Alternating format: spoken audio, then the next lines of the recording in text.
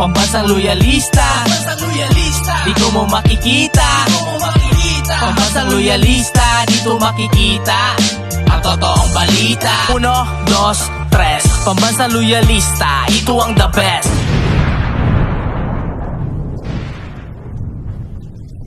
Masayang araw po, mga ka-PL. Ang swerte nga naman. Hindi mo masasabi kung kailan darating. Biruin nyo po, nakahanap ng kakampi ang 3 banateros vlogger sa katauhan ni Senator Coco Pimentel. Ha? Congrats! Banateros vlogger, at kinampihan kayo ni Senator Coco. Aba, sa mga susunod na halalan, kung sakasakaling tumakbo ulit ito sa pagkasenador, baka suportahan po ng 3 yan, mga ka-PL. Ha? Baka ikampanya pa ho nila.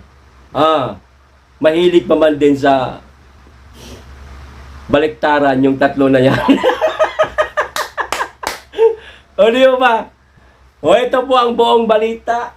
Basahin ko, pero bago po tayo magsimula, makikisuyo sa mga hindi pa po nakasubscribe. Baka naman. At paki-click na rin ang notification bell para updated sa lahat ng upload. At huwag niyo pong kalimutan palike sa video. Maraming salamat.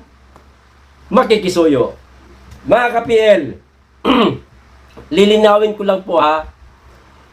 Hindi ko po kinakampihan ang 3 banateros vlogger. At madalas po nating binoboljak, binabanatan dito yan.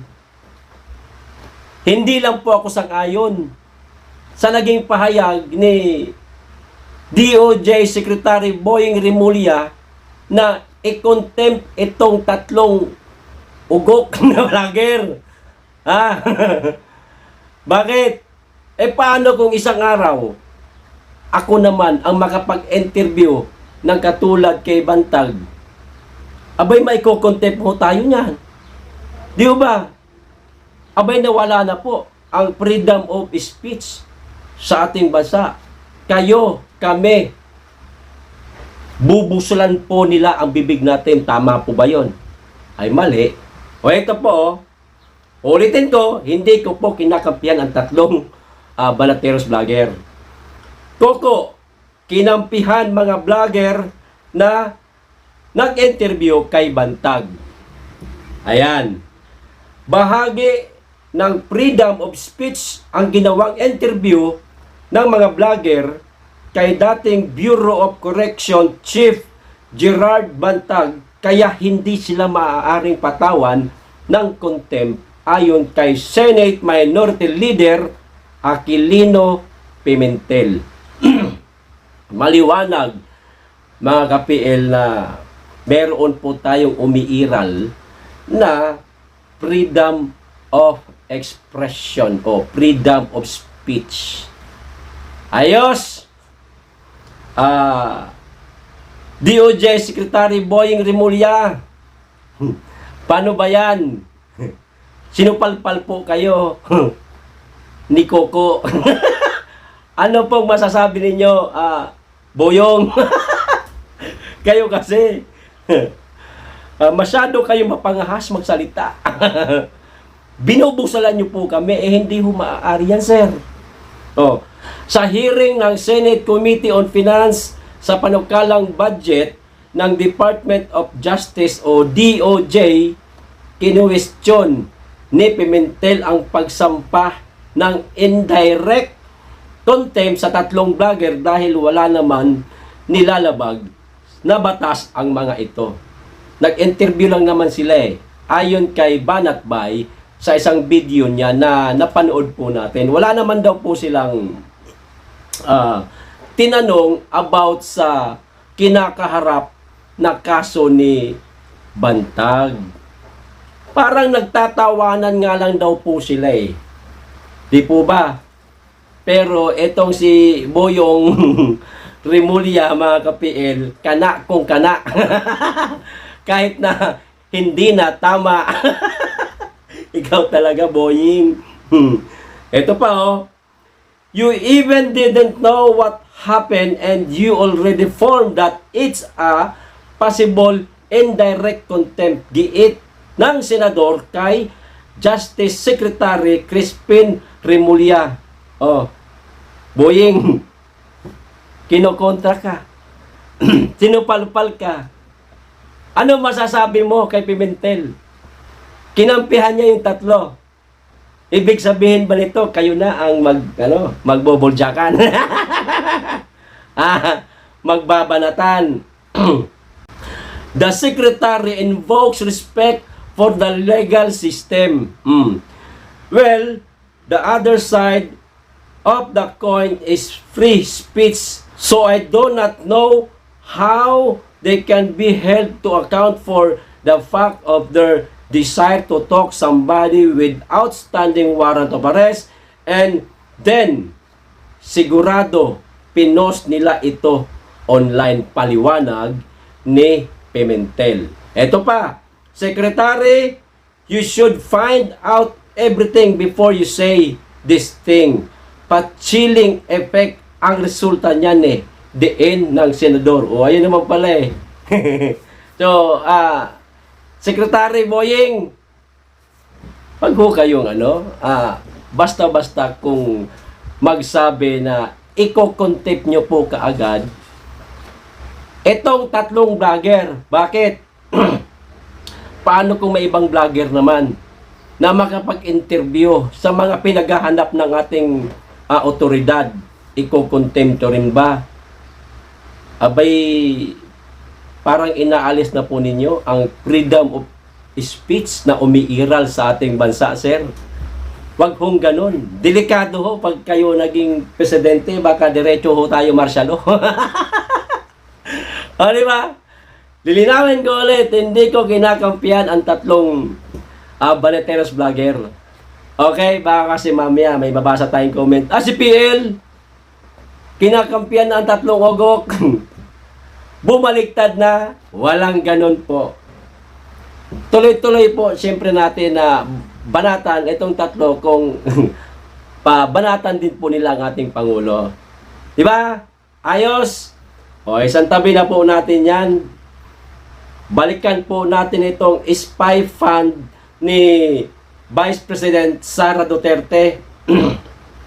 May naging pahayag po kasi si Ronald Llamas. Natandaan niyo po yung sumupalpal po kay Robin Padilla. O ito po, naglabas po siya ng pahayag. Abay, parang masakit po ito sa tenga pag nabasa ko po ito. Ayan Baklas spy fund kay Sara konektado sa 2028 election. Nakuha niyo po ang ibig sabihin niya. O ito, naniniwala si dating Presidential Advisor for Political Affairs Ronald Llamas na konektado sa 2028 elections ang pagtapyas sa 650 milyong pagtapyas ng Kamara de Representantes sa Confidential and Intelligent Fund ni Vice President Sara Duterte. Konektado di umano sa 2028 election. Nakukulangan pa ako. Ituloy pa natin ang basa. Ayon kay Llamas, hindi magagawa ng Makabayan Black na tapyasin ang 500 milyong confidential fund ng Office of the Vice President. Okay, nandoon na tayo. Tama lang na mag-ingay sila, pero hindi nila kayang tapyasin. At 150 million ng Department of Education o DepEd kung walang basbas ng Malacanang. Nakuha nyo? Pinalalabas niya po dito, mga ka-PL, na parang yung pagtapyas sa spy fund, sa confidential fund, sa CIF ng OBP, may basbas kay Pangulo. Loko-loko rin to, no? Gusto talagang pag-awayan ng Pangulo, At ang pangalawang Pangulo, ano? Gumagawa siya ng istorya para mabasa siguro, ang intensyon niya, baka mabasa ni Sara at isipin ni Sara, o nga no, baka may basbas ng palasyo yan. Baka mismong si PBBM ang may kautusan yan. Siyempre magagalit si BP kay Pangulo. O ano mangyayari? Sabong na. 'Di ba? Sara at saka Bongbong. Sabong. O nawala na yung unity.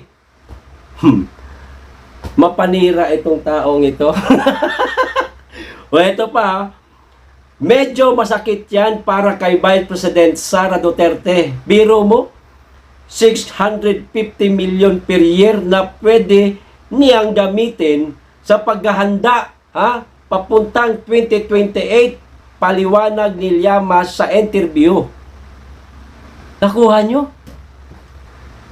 Na maaari di umanong gamitin ni Vice President Sara Duterte sa 2028 election. So ano pong ibig sabihin ninyo, Sir Ronald Llamas, dito sa naging pahayag ninyo? Hindi gagamitin ni Vice President Sara Duterte ang confidential fund sa pagpulbos nitong mga armadong grupo at ibubulsa niya lang, ganun ba? Sir Llamas? Aba, pagpaparatang ho yan. Tandaan nyo po, ang Davao Region, buong Davao Region, insurgency free na po, sir. Dahil po sa ginawa ni BP Sara at ni dating Pangulong Rodrigo Roa Duterte. Ipinagmamalaki namin yan. Na wala na nang haharas at wala nang nahaharas sa buong Davao Region. Na pwede naman sanang mangyari sa buong bansa. Pag nyo pong sasabihin na parang ibinubulsa lang o ibubulsa lang ni Vice President Sara ang kanyang confidential fund para gamitin sa 2028. Hindi nyo po direktahang sinabi, pero yun na rin ang ibig sabihin eh. Di ba mga ka-PL? Ulitin ko lang, medyo masakit yan para kay Vice President Sara Duterte. Biro mo, 650 million per year, per year. Na pwede niyang gamitin sa paghahanda papuntang 2028. Diba? Pagpaparatang po ang ginagawa ninyo. Wag pong ganun, sir.